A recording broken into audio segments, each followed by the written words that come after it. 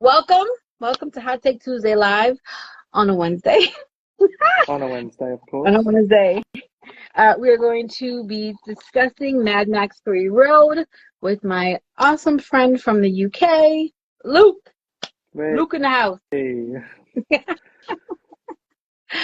Alrighty. So, I'm like a um, regular on here now. what'd you say? I'm a regular on here now. Yes, you are. I think this is your fourth time. I think it might be fourth, yeah. I think it's your fourth time. And is this, wait a minute, is this the second time we are reviewing a movie that we both liked? Um, I thought yes, the last I time we think it did. is. Yeah, Yeah, because I obviously think the last time we the liked whatever it first, was.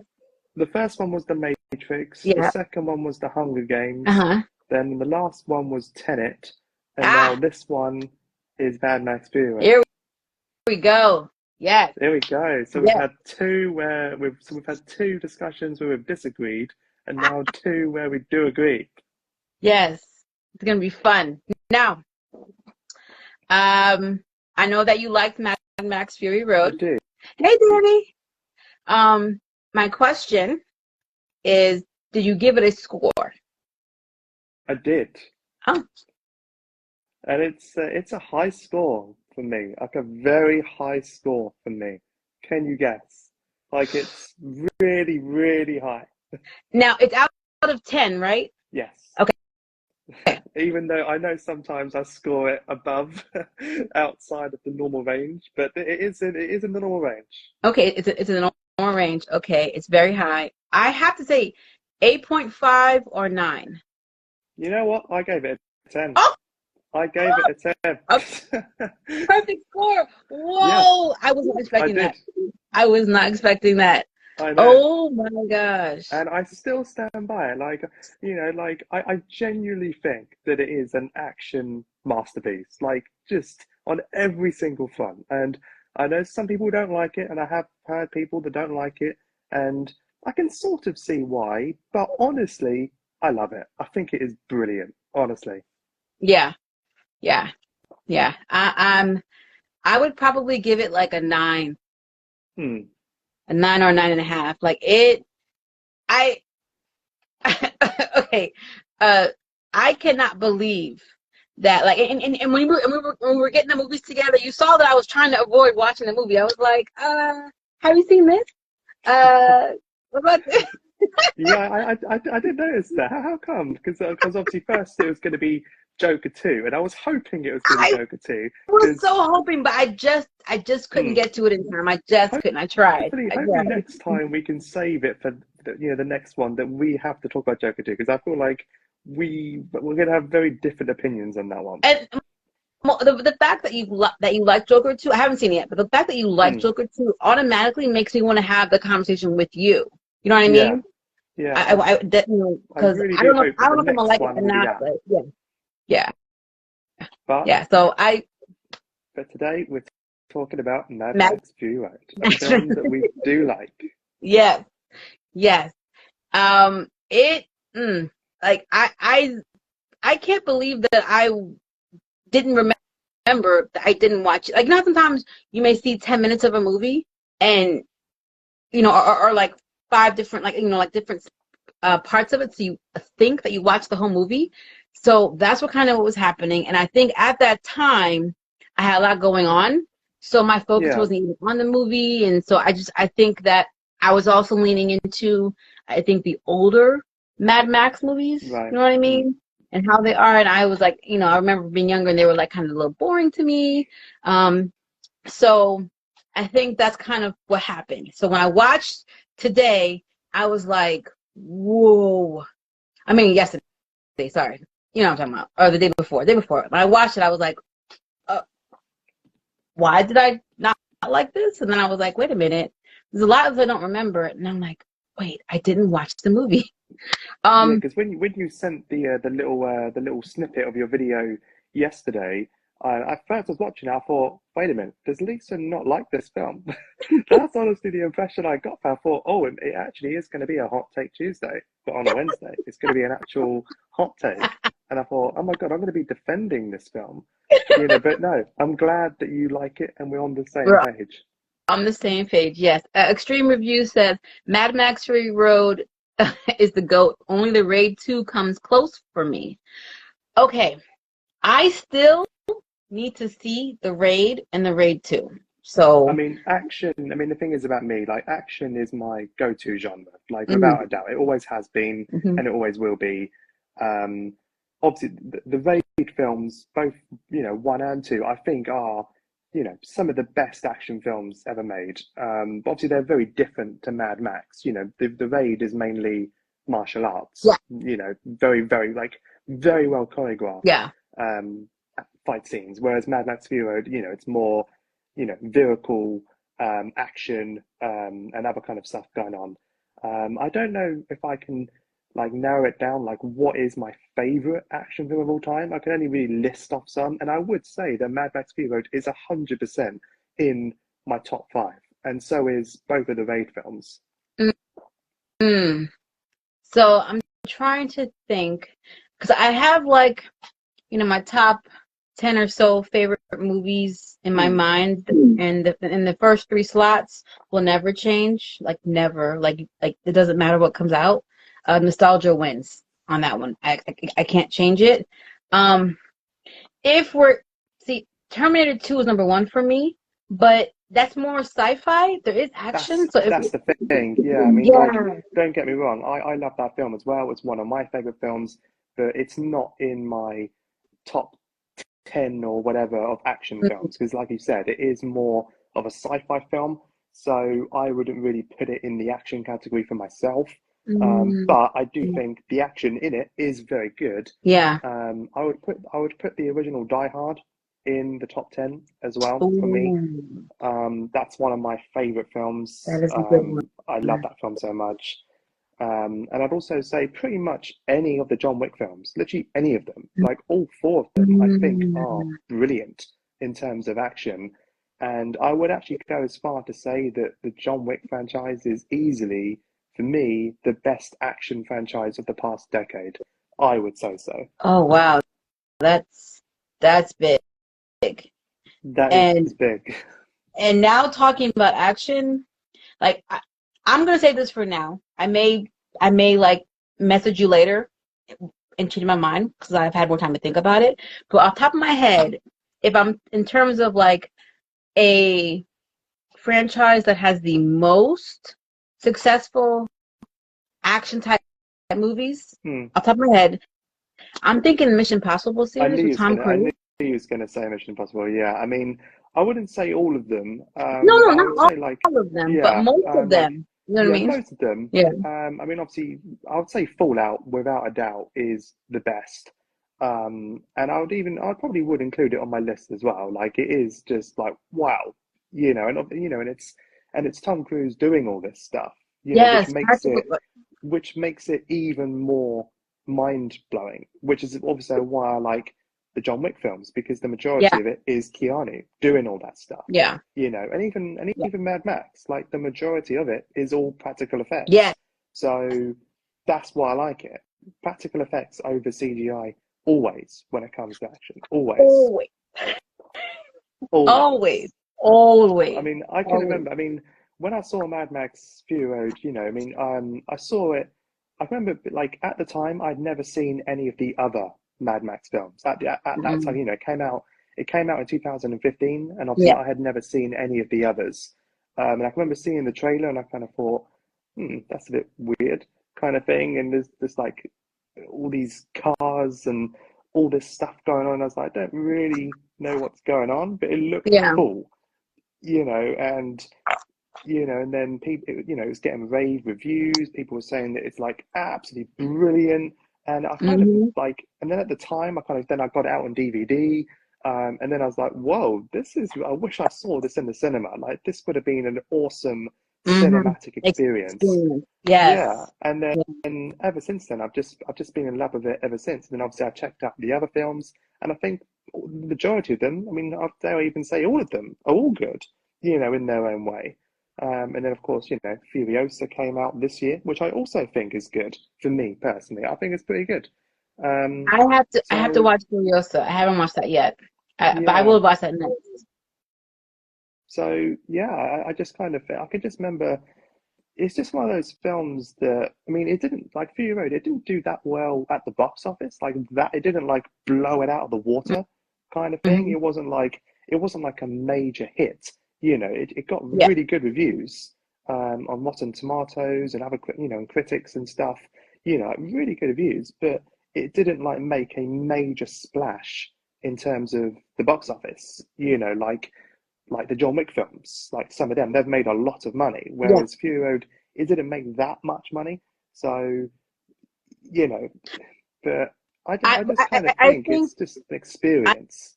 I think what may have possibly like given John Wick the advantage over Mad Max Fury Road is the fact that John Wick didn't really have anything as a predecessor. So No, that's right.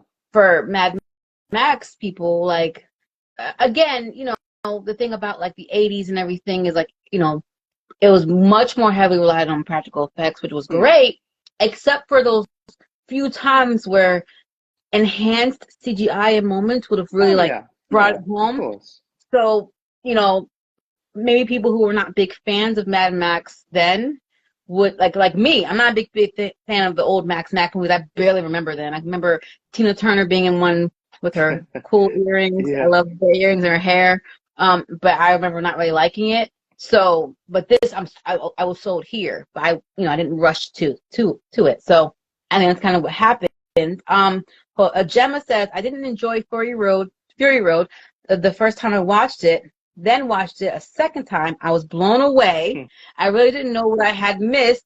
Then third, fourth time, still amazing. I agree about John Wick and Mission Impossible.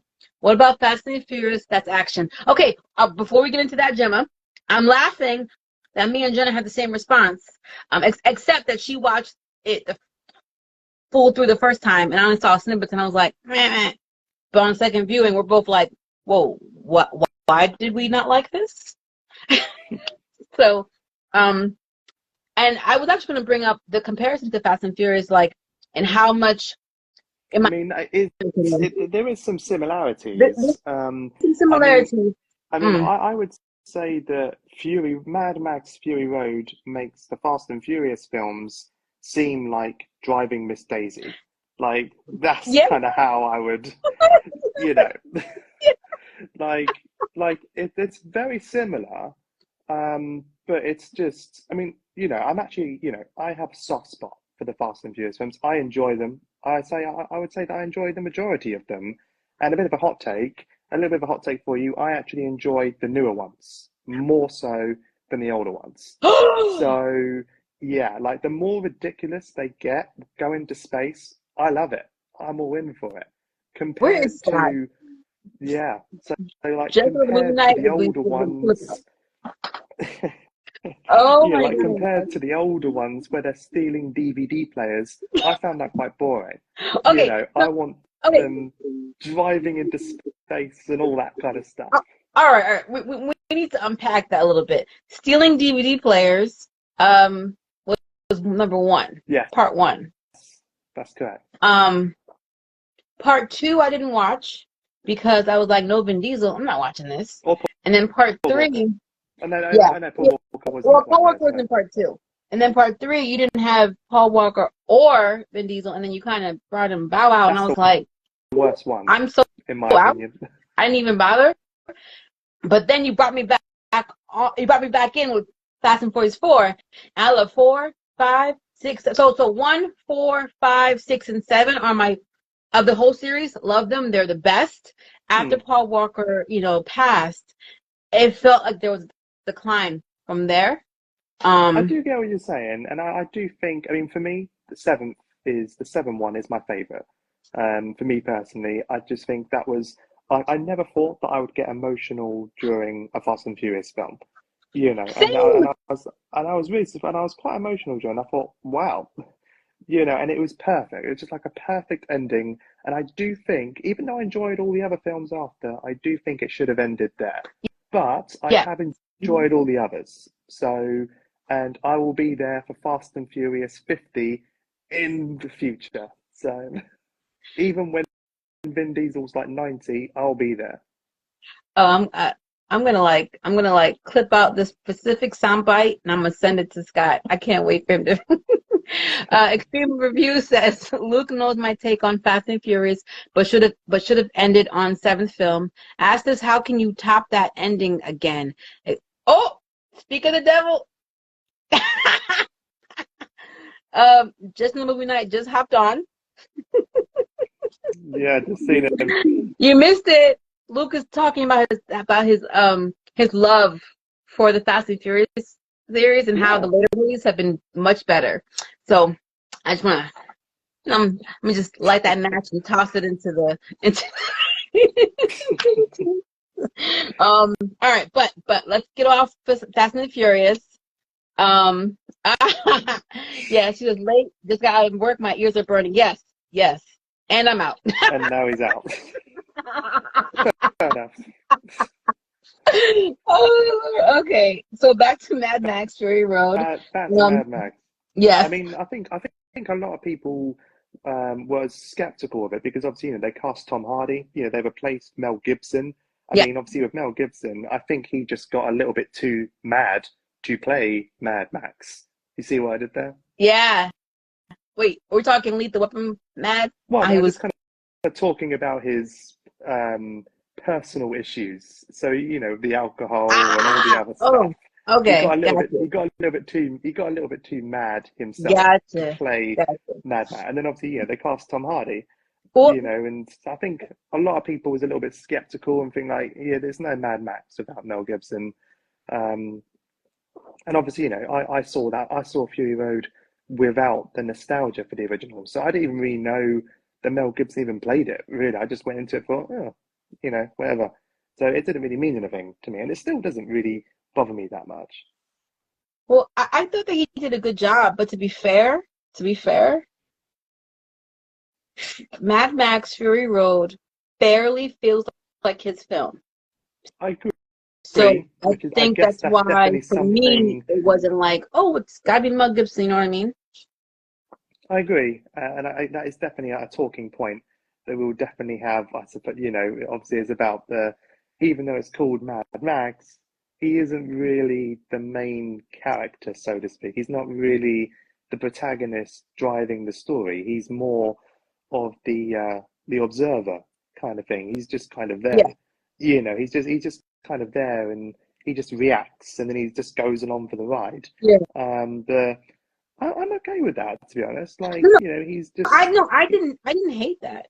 We didn't get a hmm, lot, you know, we didn't get a lot on him. I was just saying that, like, you know, I did. First of all, I watched the other ones when I was younger. I barely remember them. Um, so I didn't have that. Oh, it's gotta be Mel Gibson type of thing. And then watching the movie, I'm like, oh, even if I had wanted it to be Mel Gibson, it really wasn't Max's story. So I think that's why it hmm, worked either way. yeah, Um, okay, so Gemma says, I know all movies well, but I think Tom Hardy's iconic in the role and it's a different take from the other movies. Yes, yes, which I think is maybe why I liked it so much. Just on the night says the films are always him being the observer or help to the bigger stories. Ah, okay. So that's actually par for the course. His thing is to come in and be like the unicorn and go out. Well, yeah, I Unico. mean, that's the thing. Call that. I've always kind of thought of Mad Max as a bit like Rambo in some ways. He's Mm, just like, he's a bit of a drifter, yeah, he's a bit of a loner. He's just a survivor. All he wants to do is just survive. Obviously, he keeps yeah, coming up against these obstacles, and obviously, they're standing in his way of what he wants.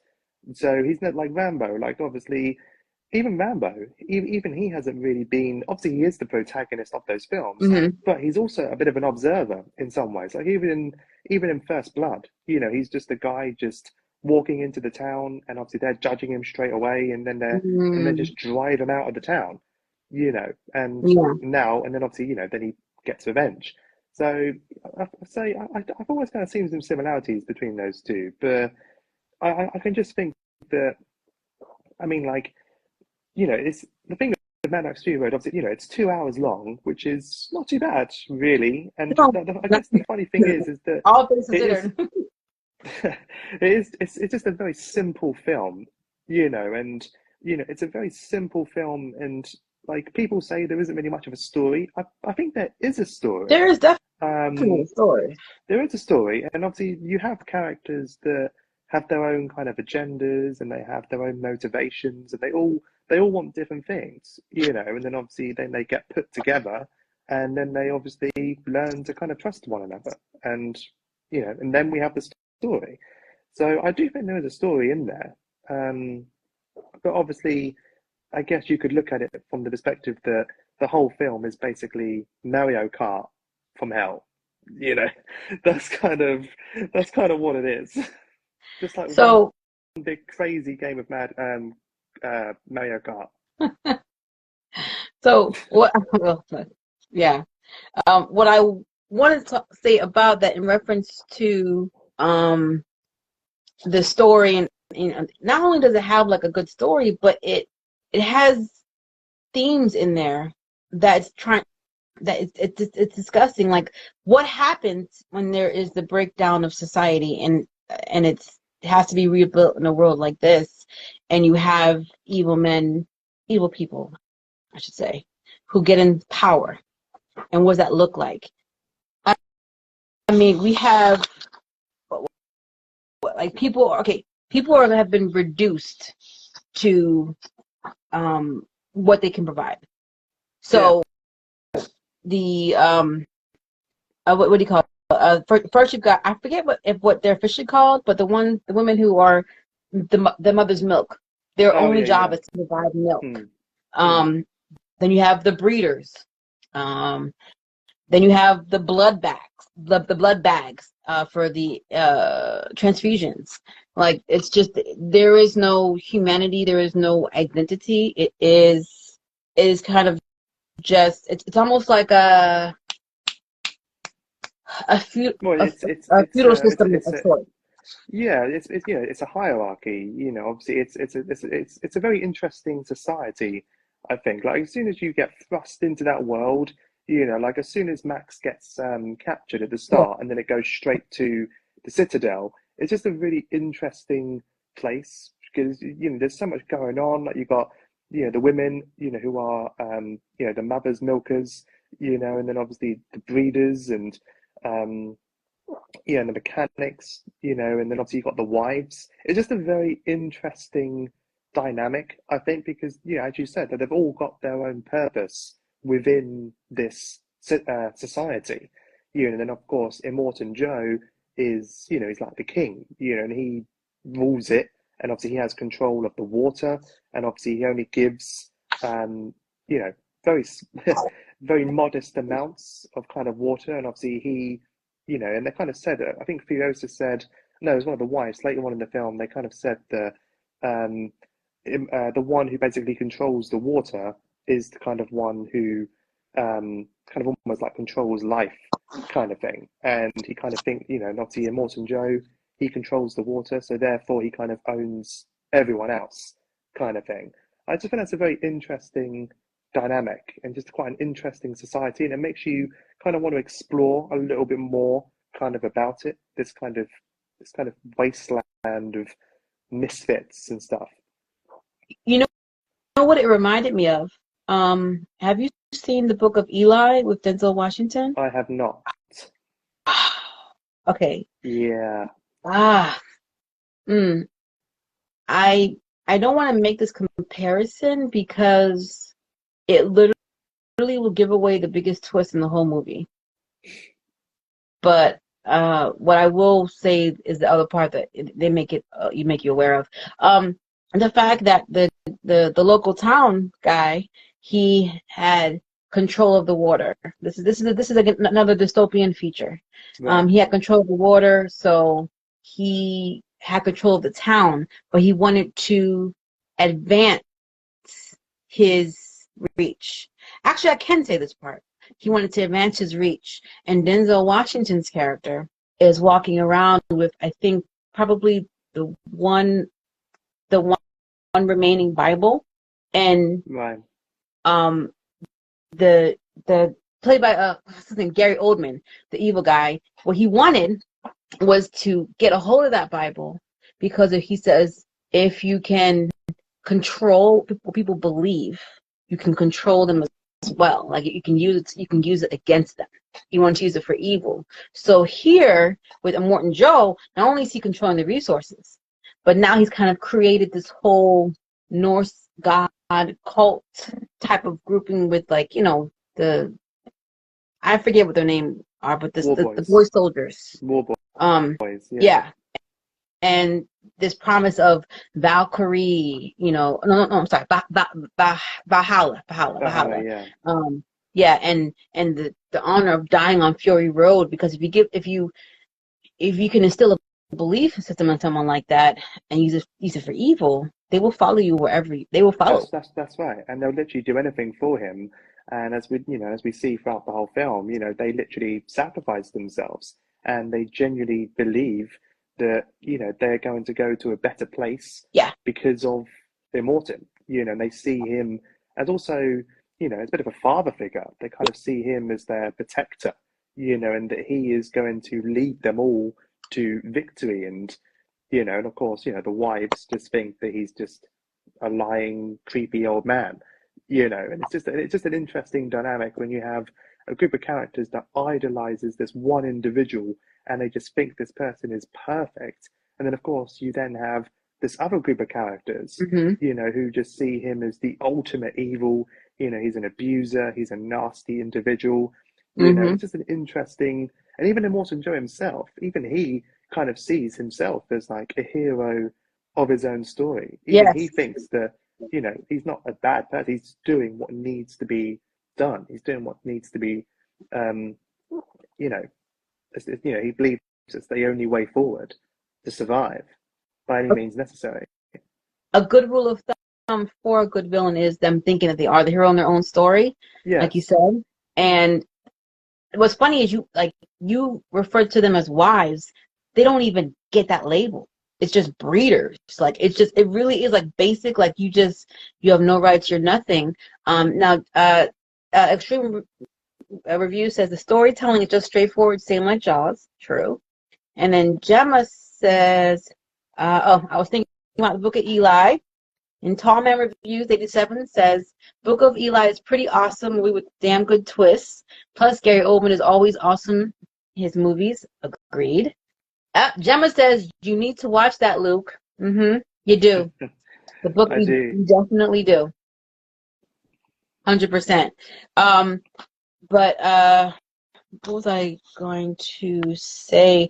So, in terms of even the resources and everything, what I was trying to think about was the fact that the mission that Furiosa was supposed to go on was to get fuel, to get gas. That's right. But she had to go to a special town, and we never got to see that because there was a whole second layer of a plan. But part of me was kind of like, how are the other factions getting their gas? Because it felt like it was like almost like different gangs or mob families who had their territories, and there was this silent agreement that you don't cross into my territory, I won't cross into yours. You know what I I mean? mean, also the town that Furiosa was going to get the gas from was Bullet Farm, and obviously later on in the film, there is a character called Bullet Farmer, Yes. Yes. the one that is in the dark, the one who gets blinded, like Yes. obviously he is, he's the Bullet Farmer, Yeah. obviously. So I do think there are a few settlements such as the Bullet Farm.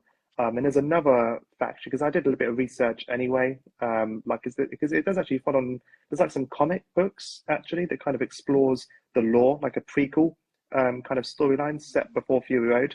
And there is like two main other factions that support Immortan Joe. Of course, one being the Bullet Farm, and then there's the other one that's run by the People Eater, which is that really big guy with the Yes. suit. Yes. Yes, and obviously he's I can't remember what his faction is called. But he's obviously the leader of that, and obviously, Yeah. but obviously, as we did see, there is other little groups like the bikers, Yeah. who clearly are their own little thing. Yeah. And then also you have those other ones in the kind of spiky vehicles,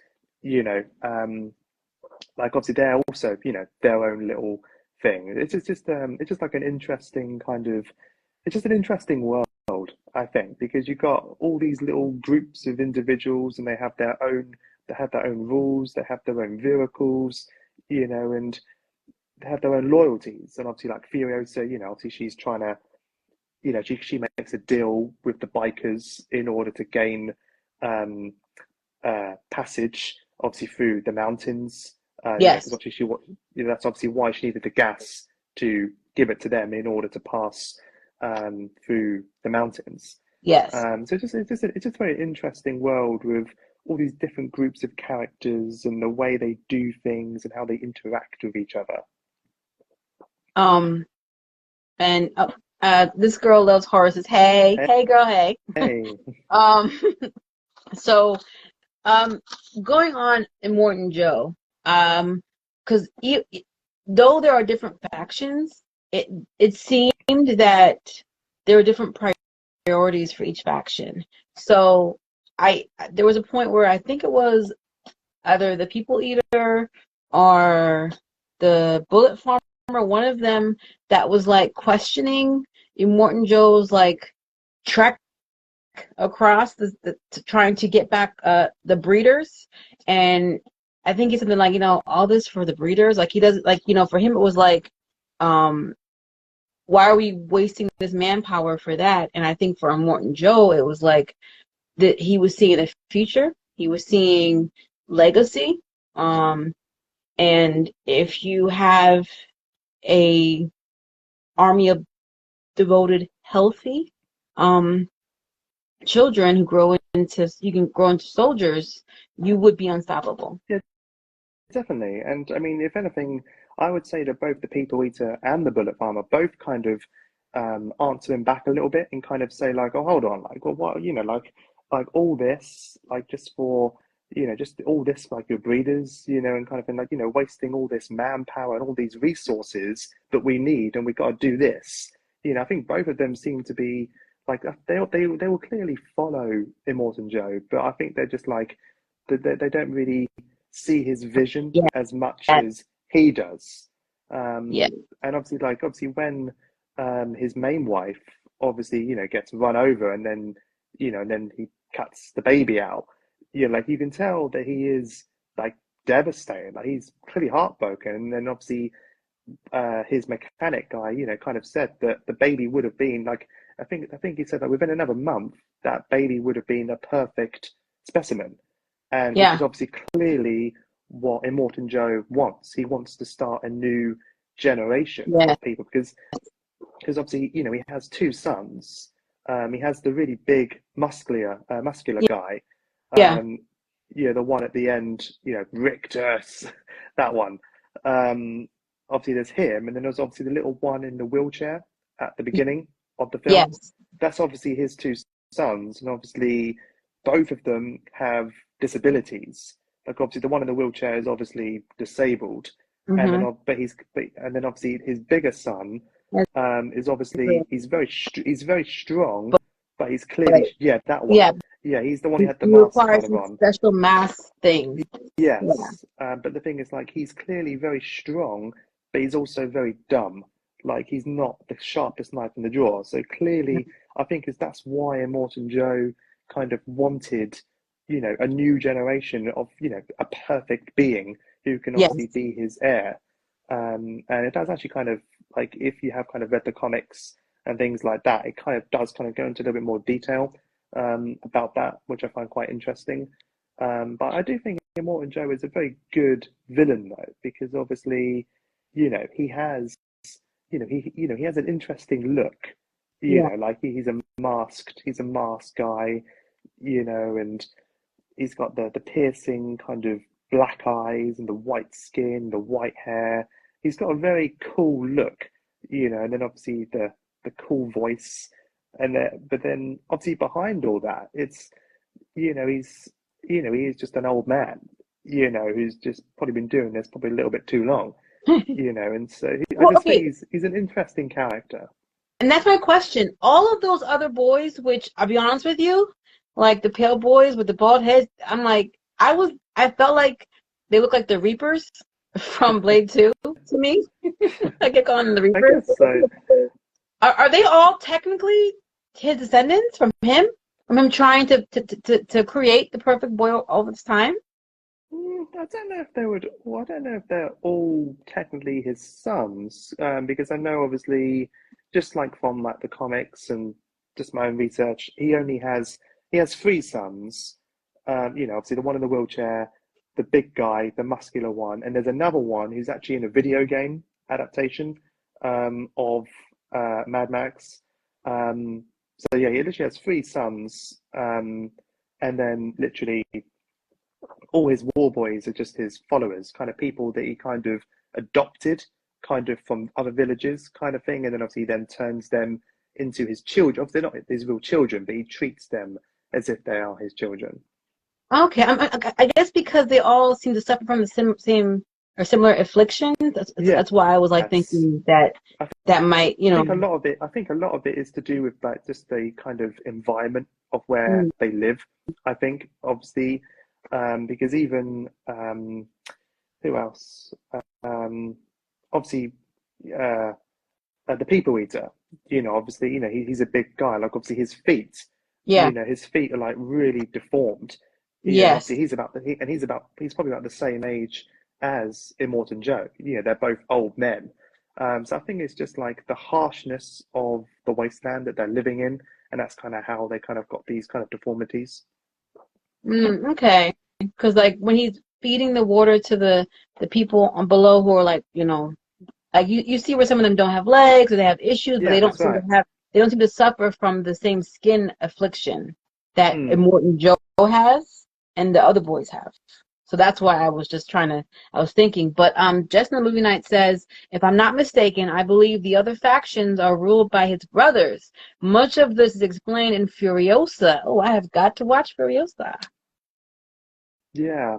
The funny thing is, well, like, kind of just kind of back to kind of what we were saying about the action. Obviously, it is all practical, and I don't know if you know, like, a lot of there was actually like there's like the whole film was like in production hell for a very long time. Like, it took a long time to get that film made, and they went through like real grueling shoots where the actors, they really they really struggled kind of making this film. Like obviously, and a lot of them did their own stunts. Tom Hardy got injured, and then other actors kind of got injured, and a lot of people was kind of saying how dangerous the kind of working conditions Yeah. on that film were, which is just insane, really.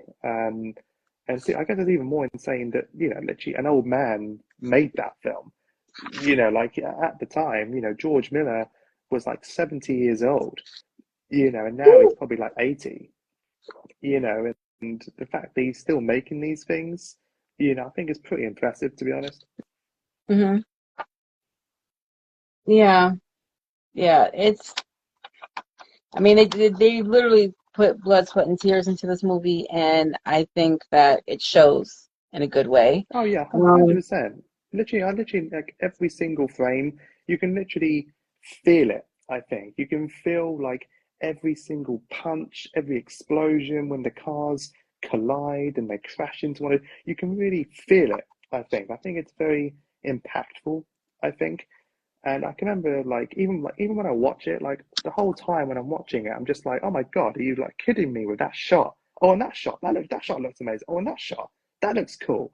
Oh my God, that is amazing. That's literally just what I'm like every single time when I watch it. I'm just like mesmerized by like even the quieter scenes, even without the action. There's some really gorgeous looking shots, even yes. without all the action going on. Yes, absolutely. Um, Just Another Movie Night says Theron and Hardy didn't get along. That's right. Hardy wouldn't break character. Miller is one of the few who care about his franchise 100%. And it shows. Yeah, And it 100% shows. agree. Um, Extreme Review says, what would you say is maybe the I think you're saying the favorite aspect of the film for me, lighting and color grading. Best aspect. Ah, so the lighting and the color grading are breathtaking and beautiful. I'm gonna have to kind of say the best part of the film to me is all of the driving and the stunts Yeah, because I that would agree.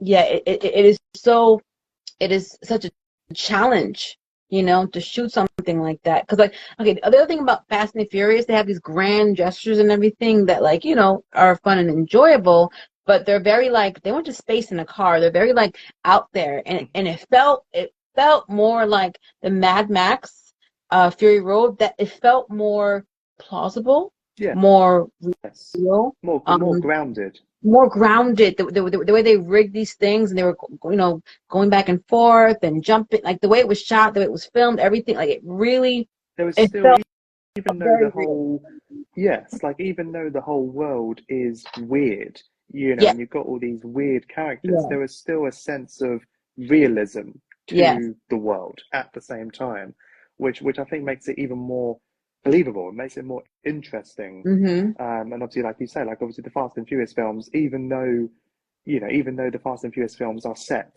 during modern times, it is very, very over the top and like very, very stupid, kind of thing. And obviously the majority of it is, CGI, green screen, and all that, I, I, which I mean, automatically takes you Vin out of it a Diesel, little bit. Vin Diesel cracked the road with his foot, and The Rock flexed and broke his cast. So And then in the it's eighth fun to film, see. It's fun to see and it's entertaining, but yeah, it it's is. not reality. And then of course, you can't forget The Rock in the eighth film when he pushes the missile on the ice. He just like he just like moves out of the truck and just pushes the missile to another car. It's just like what? It's just so it is so dumb, but it is fun. I Yeah, think it's fun. dumb Like fun. every time they're Dumb doing fun. this stuff, I'm still laughing. I'm like, yeah, let's go. Yeah. Yeah, they're just superheroes who drive cars. Just in the movie night says, speaking about color, have you all seen this in black and white? It was released that way. It's still I have gorgeous. not. Oh, I have not. No. I have not, but I would. It Oh, would I be can. Oh, I it would would, it love would to be see that. quite cool though, wouldn't Yeah, it? It would be quite cool to kind of see it in black and grey. Well, black and white. yeah.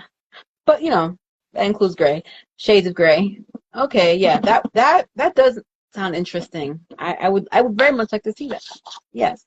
I think like another important character is Nux. I think Yes. Nux is brilliant. He's so good. Like I would honestly say, like he almost, I would say he almost pretty much outshines everyone. I think, He has a great character arc. he Like does. that's why when you say that people say, "Oh, there's no real story." Yes, there is. There's a good story. There's side characters. There's arcs. There's freaking symbolism. There's themes. Like there's a lot in this. I mean, it's told in a simplistic way, I guess you could say, because not all these ins and outs, Hmm. but like it's just because the action takes front and center. That's the difference. The action takes Yeah, front and 100%. center, but it's guided and upheld by these wonderful side characters and stories and things that you're diving into. So yeah, I really like Nux. He's, Nicole. he's a total scene stealer, and I think he's played so well by Nicholas Hoult, and of course, he has a lot of iconic lines in there that even when I watch him say the lines, even now, it just kind of still puts like a smile on my face, Yes. like what a day, what a What a day, what a word. lovely day, I like. love it. I can remember, seeing that scene, in the trailer when I was watching. I was thinking, "What is this? This looks so crazy," and Yeah. I'm already loving it, even though I haven't seen it. And I think those are the kind of films that I think still like work even today. And I'll kind of say like wasn't that long ago, I kind of watched Fury Road with a friend of mine who hadn't Mhm. seen it at all. And I've seen it loads of times. And I kind of when I was watching it with him, and I kind of like we kind of I was like yeah, can't get my words out. And I was like I'm gonna just gonna pause it. And I was like, what do you think? What do you think so far? And he was like, it's cool, but I don't really get it, you know. And he was just, and I was like, what do you mean? It's like there's a lot happening, like it's insane, but I don't really know what's going on. And I think that's like the perfect description almost to sum the film up in some ways. It's just like it is just absolutely bonkers, like it's absolutely crazy, and sometimes you're like, what is actually going on? You know, and But I think that sums it up quite well. I like that it's not weighed down by all this exposition. No, It gives you just enough for you to kind of get a feel for what's going on in the world. Oh, it's a dystopian future. These things are wild. Oh, they're sickly. Oh, they're doing this. That like it is a lot going on, but it's not like you don't have a character walking around spoon feeding you everything in the plot and telling no, you. You know? it's a very short script. Like there's not really that much dialogue. You know, Yeah, there's like it's very short. It's very short exchanges yeah, of dialogue. You know, it's just very brief kind of exchanges between the characters, which is quite interesting. Like you compare that to the majority of films you get these days, where you can spend a whole 5, 10 minutes just listening to a character just spoon feeding you everything that's going on. Whereas if you have Fury Road, no one really tells you kind of what's going on. You just almost just like you're in this world, deal with it, you know, kind of thing. That's yeah, almost, and I kind of respect that. yeah. Catch up. Like you'll get caught up. You'll get the hang of it. Just stick in there. And the the what I liked was with Nux, right? Him and one of the breeders, whose name is capable. We're about to talk about the names. The redhead. Yeah, yeah. How they like kind of form like a nice bond. What I love about that is these two actors were both in the movie Warm Bodies, which is like one of my favorite like I've never seen that, non-conventional to be zombie honest. movies. I've never seen that. Ooh, Yeah, I've heard about it, and I've heard like it's meant to be a bit of a cult classic. But yeah, I've never seen it, unfortunately. I love this so much. I read the book. Megan Fox is in it, isn't she? No. Oh, is she not? Warm Bodies? Oh, No, no. oh no. Oh, I think I'm thinking of Jennifer's body Jennifer's or Body. something. Yeah, you're thinking of Yeah, Jennifer's that's Body. it. Yeah, Yeah, with that's okay. Yeah, I yeah. don't know why, and I think Nicholas Hoult was in that. I don't know if I don't know if he was, but No, nope, he oh, right, wasn't. okay. I don't know why I'm thinking of that film then. All right, so we're gonna give you some homework. Okay, you're gonna watch the Book of Eli. You're gonna watch Jennifer's Body, and you're gonna watch Warm Bodies, and then you're Yeah, gonna report back. I literally somehow thought both of those films like the same thing, even though I haven't even seen either of those films. I just kept thinking oh Well, yeah, that Megan Fox and Nicholas Hoult was there.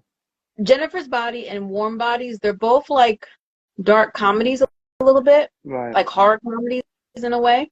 So, which my new favorite genre actually is horror comedy. Like I've really been like kind of leaning into it more. Um, Pre BXNY says watch A4. What is A4? It it it's a Family Guy joke. Oh, It's Aladdin right. for Aladdin for Jafar gets glasses. It's like a little. It's a funny thing that Family Guy did. Like it's Oh, funny. You right. can look it up.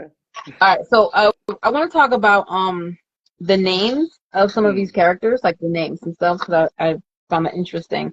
So we already know about Immortan Joe, Hmm. and then Furiosa. Her name was Imperator Furiosa, which is basically Yeah. commander. Um, but let's like wives, breeders, etc. Zoe Kravitz, her character's name was Toast the Knowing. Um, then we have, I guess it's the pregnant Yeah. one Yeah. was the Splendid Angel. Angard, Ang I can't remember. Angharad. Angard, yeah, the Yeah, Splendid. yeah. Then again, the redhead, Capable is her name. We have Cheeto, the Fragile. Clearly the youngest. Yes. Ah, and then the the Dag, which Yeah, that I was the looked blonde that one. up. It's like Dutch, and so it could mean day. It could mean like adolescent, socially awkward, unfashionable. So it's just a Oh, bunch of okay. things. Um, and we already talked about some of the other ones, but just thinking of like these names that they gave themselves and comparing it to like Nux having just Nux. Names are important.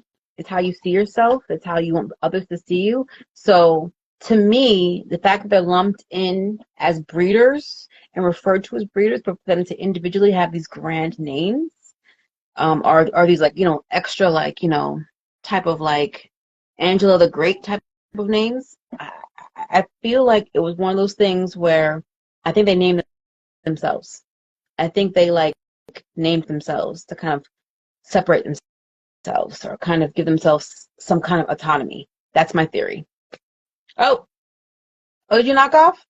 I didn't even know that you knocked off. I'm talking to myself. Whoopsie. Hold on.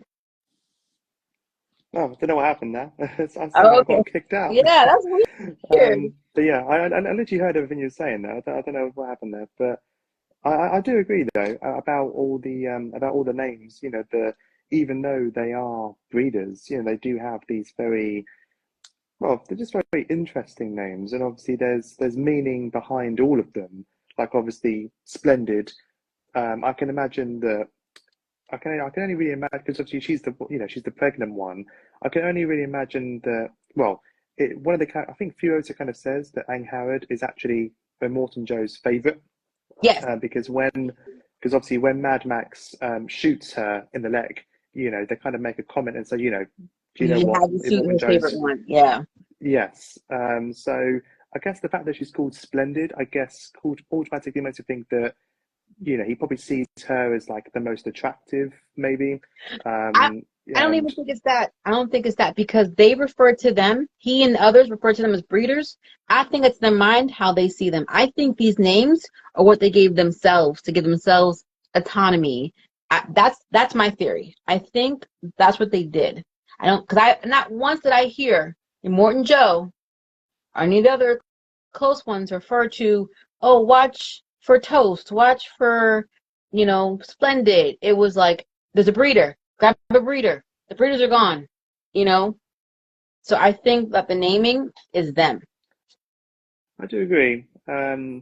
Obviously, the only thing is obviously when Joe, but when Anharad almost gets run over, Joe does kind of like say like he does actually kind of shout out her name, you know, Splendid, and Yes, obviously just before he accidentally runs her over, yes.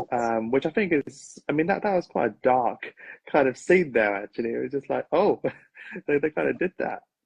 Yeah, I think that's the closest that, you he's gotten to kind of showing uh some kind of like real That he actually emotion cares about them. or care. Yeah, Yeah, the fact that like he used the name. because even So when he's carrying her body, and he's like screaming, and obviously his son is just like shooting in the air, and he just looks yeah. like he looks, you can just tell from his eyes, just even though he doesn't, even though you can't see his face, Hmm. you can obviously tell by his eyes that he is clearly devastated, Yeah. and it kind of gives him more. Um, it gives him more of an emotion and it makes you feel that even though he is a monster and he looks like a monster, Hmm. he is a person behind that. He is someone who does actually have feelings, which I find quite interesting. Yes, yes, and kudos to that actor, uh, Hugh Kias. Byrne, I don't know how to say his name. It's it says a lot when you can act and convey emotion with just your eyes, Yes, because you know what I 100%. mean. Like, so he did a really good job. And he Um, actually, and a little fun fact, whether you knew, he actually played the villain in the original Mad Max. Yeah, in the first Mad Max, the bad guy, very the very biker. first, like Yeah, the 1979 one. yes, the very first Mad Max, Oh, the bad guy called what? Toe Cutter. The villain was called Toe So Cutter, Fletcher? and Okay, and he hold was on, the so leader of Fletcher. the bikers, and he I literally played that. I am writing this down because I'm going to reference. Take a look. I have to see it. Okay. All right. Question. What did the silver spray do for their lips when they're spraying it? Like, is it some kind of treatment? Is it some Yeah, kind of like declaration thing? mm, that was an interesting one. I'm not 100% sure like what it is supposed to do. But obviously when you think about it, they only really do it when they're about to, do something, Yeah, do or something die. impactful. Yeah. Yeah, pretty much. Yeah. So I do think it's like a bit of a bit of a ritual kind of thing, and to kind of show, the Immortan that, you know, I'm doing my thing for you. I'm going to take my life for you. And this is how I'm going to do it. Mm, Kind of. And obviously, they always say, "Witness me." Obviously before they kill themselves. And I always found that quite intriguing. Kind of when obviously when they say, like, "Witness me," and then all the other war boys are like, "Witness," and then obviously they kind of like bow their heads, kind of as, yeah. it's almost like, they're all like, it's like a family. Like obviously when one of them does sacrifice themselves and dies, they almost kind of like mourn them, like for like a brief little Yeah. moment, so it's almost like they're not just they're not just um they're not just soldiers and stuff. I think they do. There is like a bit of a pact between them all. I think there is a relationship between them. And I just think that's quite cool. It's very brief, but it just kind of gives you the impression that there is a little bond kind of going on with these people. Mm. And I gotta say, feel how you feel about Immortan Joe. He knows how to make an entrance. Like he driving around with his own like battle cry music. Okay, the one on the, on the Oh top. man, Yo, I'm that is fighting. so cool. It was That is so cool. so cool. Like I don't know if you know, but I mean, I'm a big metal guy myself. I love rock, I love metal, and I can remember just watching that for like the first time, with the flamethrower coming out of it, and it was like, whoa, that is awesome, and it's just, and obviously, they play it multiple times throughout the film, like this Yeah, real awesome guitar riff, so and I feel like that good. sounds so like it just sounds like someone like you can never be people always say that like bands you get these days and they're like, oh yeah, we're so metal, and I'm like, you cannot be metal unless you have fire coming out of your guitar, like damn, like that's how you do metal. True, true, true, true, true, true. So I want to real quick because you had mentioned that when Splendid like fell and like Immortan Joe like said her name for the first time. I think she may be the only name he says the whole movie. Like he Yes. identifies with it. I know that you said like it shows that he cares for her. She was his favorite, but Mm. the thing that undercuts that is when they when he says he gives the order to just cut her open to take out the baby, and like there is no more thought for her. There is you served like Yeah. your the purpose that I had for you, that I was using you for, you can't serve anymore. I mean, And to be I was fair, wondering, yeah, the guy who cut the baby out, he did kind of say to Immortan Joe that, your girlie's breathing her last, so I think it's kind of fair to say that, he knew that she was dying, and obviously, but he obviously knew she was dying, but Hmm. he wanted to see if there was a chance That the and baby hope, could make a hope that the baby would live, and continue, him and Splendid's, life. But obviously, both of them ended up dying, which is obviously, a double blow for him. it. Yeah, yeah. And I think I thought it was quite cool where, um, you know, um, the older son, the big musty guy, and he's like, he kind of steps his head out of the car, and he's like, I had a little baby I brother, have a and brother. he was perfect in Yeah, every way. yeah, There's like a bit of a sadness yeah, there that, he was clearly looking forward to having a baby, a baby brother. And so it just makes you see the characters in a different light, yeah, I think. That yeah. even though they are the villains in the Mm-hmm. story and they do really bad things, there is like a human side to them, Just a little, and that they do little kind of remnant, a little touch of humanity. just a touch. Yeah. Crazy Movie Fan 23 says, "Love that you guys are doing another collab. Keep up the great work. Love you both. Tons of hugs." Aw, we gotta get Thank you you, back on man. here. We gotta get you back on here. I'm reaching out to you. Um, so one thing that Charlize Theron's character, Furiosa, had said when she reunited with her what was left of her clan, was how long has it been? And she said 7,000 days. So Yeah, which is very specific. yes, which means she's been counting the days since she left and never stopped, never lost count, never lost hope. That said a lot. And it translates, I did the little mathy thing, to 19 years and 65 days. That's how long And she's been gone. And that's what she thought of, nothing else. I thought that was a great, I thought it was a great scene Yeah. and a great performance there from Charlize Theron. Where she breaks Oh, down, like you can really feel her, her heart breaking at I that point. Like felt for her. she's literally come all this way for nothing. And you can just see there's like obviously at that time, we didn't really know anything about her Yes. really, and of course it is a lot of it is explained in Furiosa, the new Which film. I will But be obviously at watching. that I will be point, watching. yes, that moment, obviously you didn't really, even though you didn't really know that much about her, and she was quite mysterious, she was still, you felt connected with her more so than Max, I would say. Yes. No, no, for sure, for sure.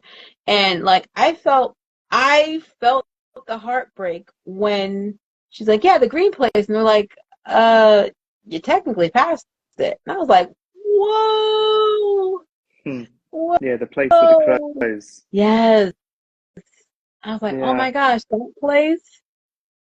And obviously, So that was, you can hear all the kind of voices echoing, like what place? The place of the many mothers, the green place, the place is just the place of the crows. You yeah, already passed it. They keep echoing it, and it's just like, and then obviously it comes to the realization that yeah, she has lost everyone. yes, She's lost her people, and yes. I just thought it was a great little scene there, a great performance by her. And then like to the point where they had resigned within themselves. We're just gonna keep going. I think it was west they were headed. Yeah, we're just Yeah. gonna keep going west. We have I guess enough for 65 days or whatever. We're just gonna go. So whatever that looks like, we're gonna run off into the sunset. And like for Mad Max to come in and be like, listen, there's nothing there but death for you. You better serve going back the way you came. I was like, information I could have used earlier, Max. I mean, it's quite funny that like obviously the whole Yeah, film is about going to one destination, yes. and then when we get there, it's like actually let's go back. Let's just go back to where we came from again. It Like is like you were yeah, you the you whole started where you film. were supposed to be. But I mean, obviously it needed to happen that way so they could get them away from their protection and cover and do all the things. But like, it's wild if you think about it more as a metaphor and step back. That's the true. idea of that for a lot of us, we often think of destination where we're trying to go, not realizing sometimes we are right where we need to be. Um, That's true. That is very true. so I thought that was very interesting. I liked that element very much. Um, and let me see if I have anything else. Oh, and then the other thing was the hostility of Furiosa and Mad Max. Like it Hmm. really like you already knew this world was rough, but but you watching this, you know that Mad Max isn't a vicious character. You know that No, Furiosa isn't a vicious character, but their first encounter is immediately hostility, immediately trying to like overtake the other one, um, because that is what mankind has been reduced to. Like it's like I immediately you're immediately a threat. I treat you like a threat. I don't wait for you to confirm whether or not you're a threat. So exactly. I mean that's the thing. They are both very similar characters, mhm. Max and Furiosa, because they are both survivors. All they know is violence. All they That's all they've ever known Yeah, is just violence and you know protecting themselves by any means necessary. And of course, when they see each other for the first time, they don't see, oh, maybe we could join forces. They're just like, no, this person is an enemy. yes, I need to kill this person right now. Otherwise, they're going to kill me. Um, and obviously, and as the film kind of progresses, they kind of learn to respect one another, and they yes, realize that, they do actually have things in common. yeah, And of course, both of them save each other on a couple of occasions. Obviously, like Max, at the end, he gives his own blood to save Furiosa at the end. And I think that's a nice little, a bit of development there. Even yeah, though the Max isn't really, he's not really a man who says much. He's very quiet, and obviously, he is an observer in the film. But yes, like from the way he starts out as being a bit of a lone wolf, like from the start of the film, yeah, and then obviously by the end of the film, he's almost kind of found, some people here that he can actually lend his life to and actually trust, and he's actually willing, to give something for himself to help someone yeah, else. I think that's nice and a very, it kind of helps develop his character more than just being, a background character almost in his own. Obviously, he's not that, but no, no, no. it's just that He definitely more. He definitely when more. people kind of say oh, there's no point Max being in the film. I've always, I just don't really understand why people would say that, because he does have a purpose in the film, and it's not every character needs to have a massive motivation and Yeah, all that kind of stuff, and I think Tom Hardy, like, to his credit, even though he gives a very quiet performance and it's a very restrained performance, I do think that I would actually say that he is a better Mad Max than Mel Gibson, to be honest. I do actually stand by that. I would need to rewatch the earlier ones to Hmm. before I could, because again, from what I remember, I didn't really enjoy the movie like that. So Hmm. I need to go back and I guess I have to watch all three. Hi. Um, and I could like confidently come back with an answer. As of right now, it's easy to say Tom Hardy because I enjoy this movie. I enjoy what he did with it. I don't remember what Mel Gibson did with it. And the other thing that I liked was the I think that Furiosa had told him that what she was looking for was redemption or something of that nature. I could have sworn she said Yeah. redemption. Yeah. And It definitely was. in a way, he was able to get his redemption by helping. So the thing she was looking for, he was able to also receive through, you know what I mean? Like this whole journey with them. And I I I disagree. mean, Like both of them was able to, yes, redeem yes. themselves, by the end of the story. Like Oh no, obviously, no, for sure, for you, sure. yeah, like obviously, like Furiosa, of course, you know, from the at the start of the film, she is on the side of Immortan Joe. Like she is clearly one of his top followers, and then of course, um, And obviously Max, obviously, he comes from a very broken background, and he's done some questionable things himself.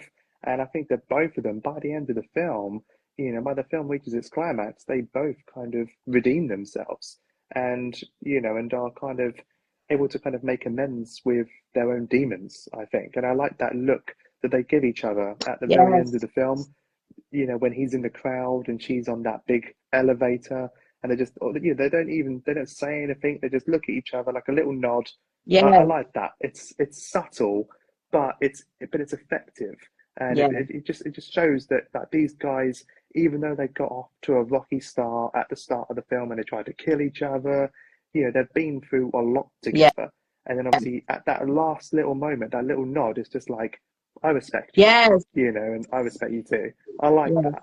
Yes. They leave us equals. All right. Well, I'm before we wrap up here, I wanted to for you guys as well, like any last thoughts or questions that you may have had about this. Now, I will say I looked up this stat. Um, it says about 71% of the Earth's surface is water covered, and the oceans hold about 96.5% of all of that water, but that only 0.3% is usable by humans. And I was Okay. like, and so when, like, thinking in terms of that, and how even when Charlize Theron's like her people, and said that like the water had been poisoned, it had gone Mm, bad, yeah. and just all you see is red, and there's not green. The only green that we really see is the green that's in like the in Morton Joe's like little The cave place. Citadel. Yeah, which I don't know who carved up that skeleton, but yeah. um, but yeah, that's the last thing that I have to say about that. Lucas, Um, I think I look. just say that like I would just say that like if people haven't seen it, I think it is 100% a must watch. Hmm. Like even if you haven't seen the other Mad Max films, I think it's perfectly fine to start your Yeah, Mad Max journey with Fury Road. I think, and of course, on a visual note, on an action note, I think it delivers in every single way hmm, possible. And I think there is a lot more to it than just it's just a car chase. There is a lot more to it than the fact that it is just driving from here and then we got to drive back again. There is so much yeah, more to it. With the symbolism, the performances, the themes that it explores. There is just a lot more to it than meets the eye. And I think some people don't really give it the kind of, I don't think people kind of give it the recognition that it kind of deserves. I think people just automatically think that they're just going to see like, oh, it's a fantastic action film. That's it. But there is so much more to it. And I it's feel so like it much kind of goes more. under the radar a little bit, which I can sort of understand why, because obviously the action is just absolutely brilliant.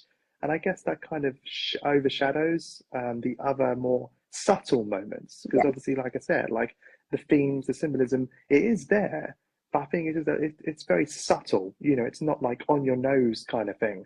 And I think if you're really paying attention to it, like there's a lot of detail that is being put into this film by everyone. And it's just a film that they don't really, what I'll say is that they don't make them like that anymore. Like, I don't think I've seen any films of that particular caliber and that quality like that.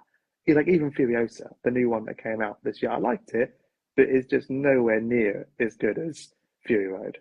mm, yeah, yeah. I could see that. I could definitely see that.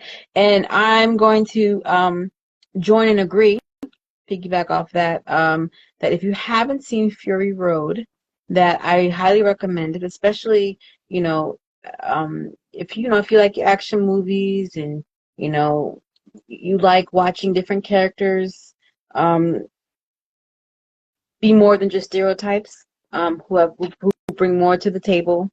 Um, and oh, Extreme Review says CGI was so bad in the new one. I'm not gonna lie, that is one of my concerns. Yeah, I was hearing they about it when I saw definitely the overdid it. trailer. I was like, oh no, bring back more practical effects. Like the thing is, CGI needs to be an enhancement. It needs to be more of a garnish versus like the whole thing. But that's a whole separate conversation that we're not going to get into because I don't, we can't, we'd be here for another hour. Of course. But I don't want to. All I'll quickly just say is that there was Oh, just the problem with Furiosa is just that there was too much reliance on CGI, and that's the last thing you want for a Mad Max film. yes, yes, yeah, yes. I agree. That you save that for live action Mufasa, where you have to use it. Um, Oh God, who? I mean, there is zero interest in that film. Like, yeah, who even wants that? I'm gonna give it a chance. I'm gonna give it a chance. I'm gonna give it a chance because it's telling a new story technically. So I'm gonna give it a chance.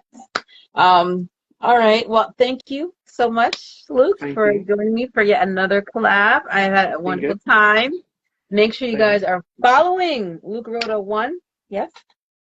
Indeed. Make sure you use this Luke waiting for Snow White. No, Oh we're God, not getting into that. We're not getting into that. No, no. I'm gonna roast that film next year. You know what? I'll listen.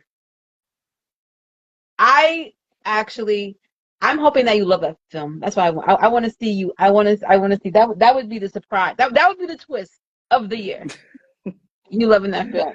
So Okay, we'll we'll see. see. We'll see. I'm turned off by the CGI dwarves because I just, you know, that's. But I'm gonna watch it. And we're gonna see. But anyway, thank you guys for Thank you joining us. very much. Thank you for coming on. If you guys are interested in being a guest, shoot me a DM. I try to do these every week, minus holidays. I'll be back here next Wednesday.